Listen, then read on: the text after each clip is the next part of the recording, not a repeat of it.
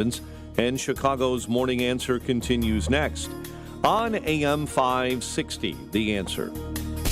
Now, from the Signature Bank Studios. This is Chicago's Morning Answer with Dan Proft and Amy Jacobson on AM 560. The Answer.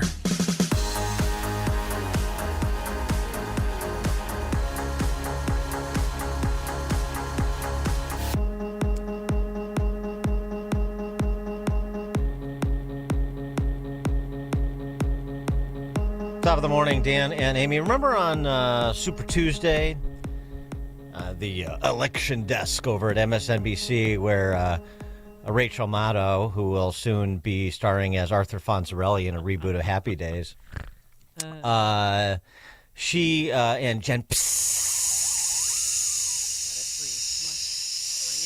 the former White House spokeswoman, were kibitzing over illegal immigration, sort of cackling about how its importance as an issue. You remember. I mean, if you look at some of these exit polls, I mean, I live in Virginia.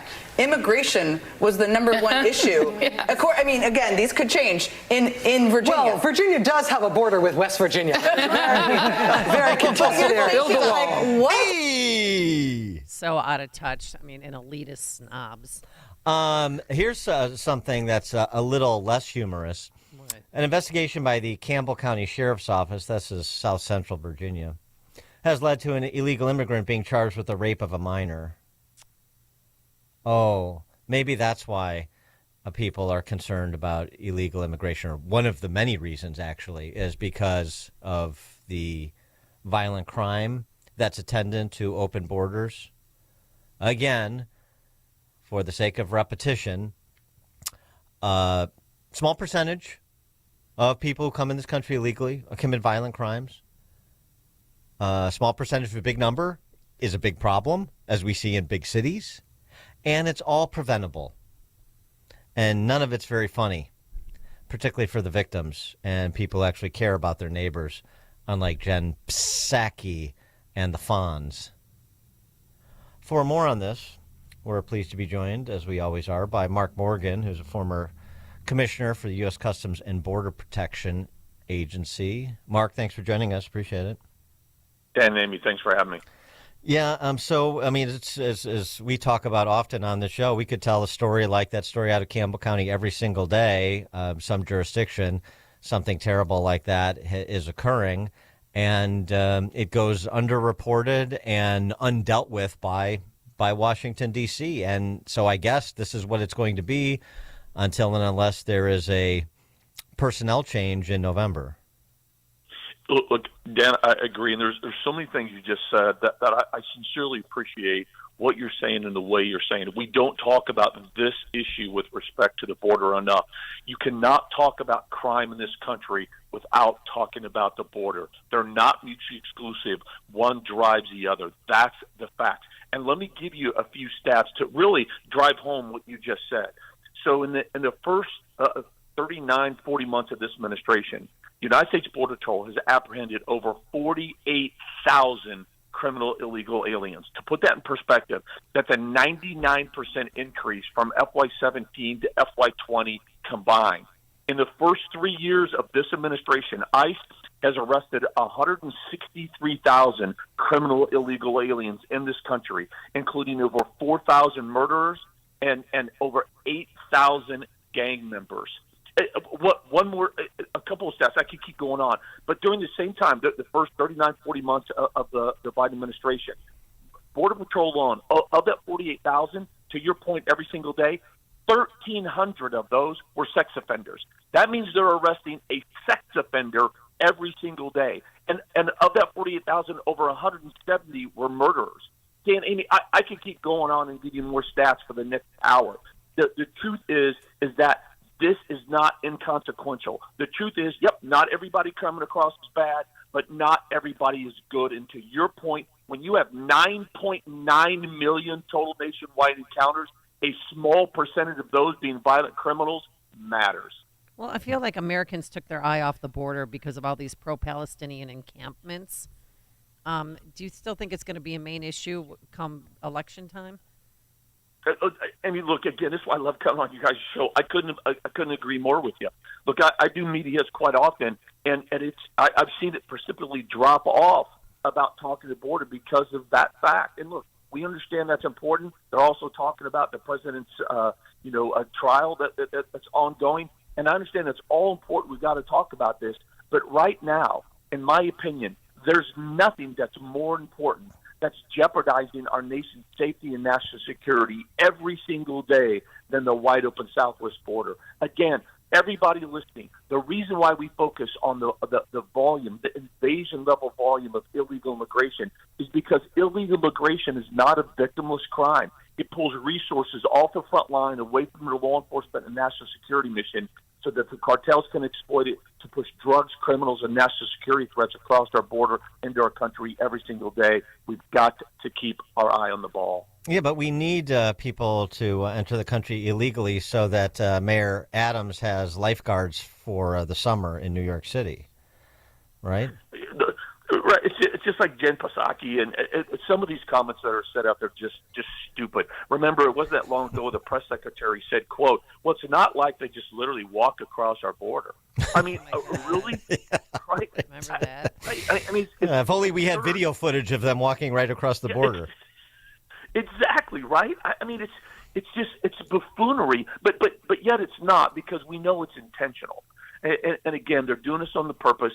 They're wanting to take the Americans, we discussed, eye off the ball, because they know it's a real issue. They know that it's a losing issue for them. They know the polls right now. And Amy, to your point, I hope they stay at the top. That border security, illegal immigration is really become an awakening for our country. And let's just pray that it stays that way. Yeah, the other thing, too, is it seems to me there needs to be a recognition, like there is on so many other issues, where this idea of some middle ground with these open borders leftists is not available. There is no middle ground. Let me give you an example. The state of California, there was legislation to remove sanctuary protections for convicted pedophiles. Remove sanctuary protections just for this particular group of convicted sex offenders. Child sex offenders, and it went nowhere. So I mean, they can't even bring themselves to make modifications on the edges. They will not concede an inch when it comes to their ideological fervor for these open border policies. And I think that needs to register, too. Oh, we need to get around the same table and hash something out. I mean, ultimately, yeah, but with the element that we're talking about that dominates the Democrat Socialist Party, that is not their position. They're not looking to hash anything out. I couldn't agree more with you once again.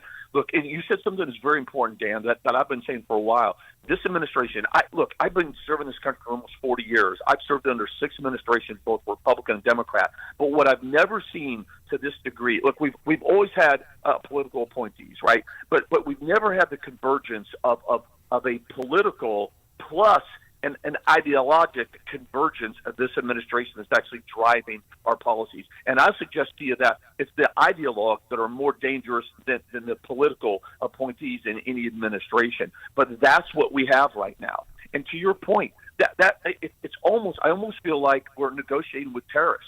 And once again, I'll give you a quintessential example right to your point. Remember, it was Speaker Johnson, Republican-led House, that promised the American people that he was going to, quote, hold the line with H.R. 2. Meaning, H.R. 2, remember, that's the strongest piece of border security legislation that's ever been passed. He said, I was not going to pass a foreign aid package unless H.R. 2 was attached to it. And during the midnight hour, what did he do? He caved. He rolled over, inexplicably. But that's what we do. We do not fight with respect. We don't draw lines in the sand, and as Republicans, we don't fight like we should. And now what do we see? We see Chuck Schumer taking advantage of that weakness right now as he's once again trying to push the failed Lankford bill across the aisle. What do you know about especially Homeland Security, but maybe not limited in terms of your knowledge of the federal government and what's going on? Comer is now making some noise about looking into this and wanting to understand it, Chairman of the House Oversight Committee.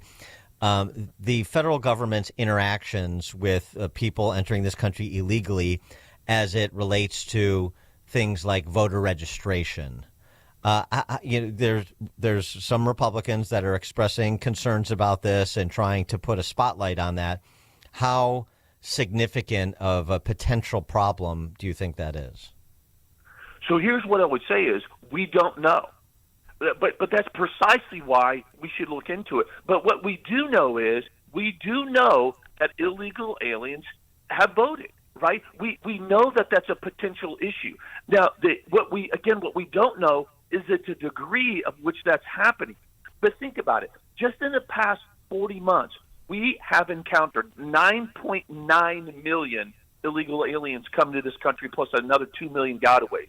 The latest census puts the number of illegal aliens in this country about 19 million. To suggest that there's no fraud with respect to that demographic is devoid of logic, reason, and common sense. And so, as every American, I mean, voting, right? We know it's one of the most fundamental aspects of our country. To vote for the president of our country, we should be doing everything to ensure that people that should not be allowed to vote are not voting.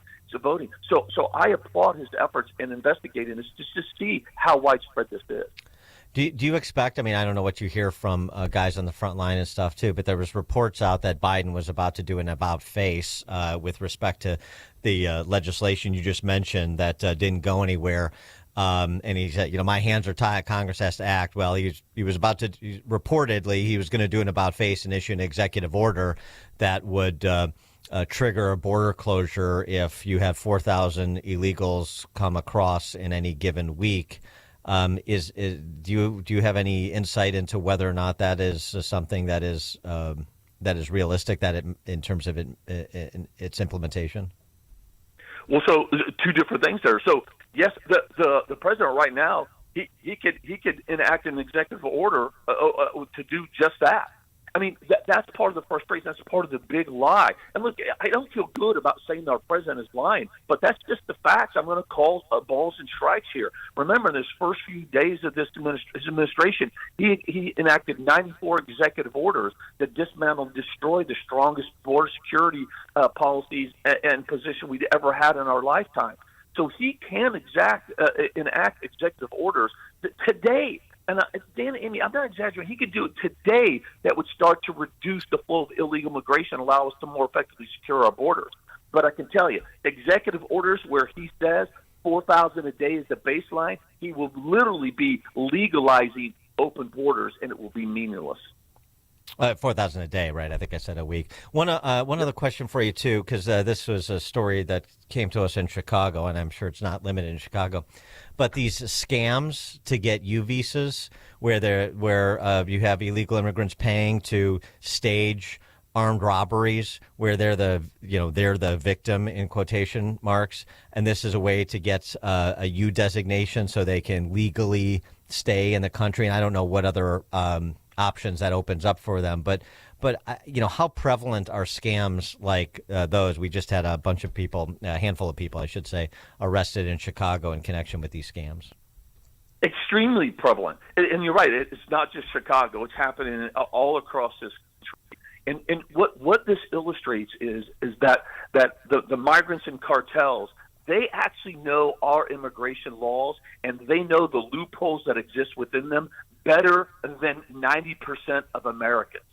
Trust me, this is what criminal organizations do. The cartels, for example, I tongue in cheek, but I'm serious. Like, they could literally teach a class, a business class at Harvard or Yale about business resiliency and flexibility. This is what they do. Every single day, scams like this are happening throughout the country. Mark Morgan is the former U.S. Customs and Border Protection Commissioner. Mark, thank you as always for your time. Appreciate it. You bet, Dan, Amy. Thank you. Thank you. And he joined us on our turnkey.pro answer line. Before you see it on TV, share it on Facebook, or read about it in the paper, hear it here first. This is Chicago's Morning Answer on AM 560. The Answer. Hi, I'm Charlie Moon. I've been in the trading game for almost 20 years, and I just discovered the most powerful trading tool I've ever seen. So if you're trading stocks or options,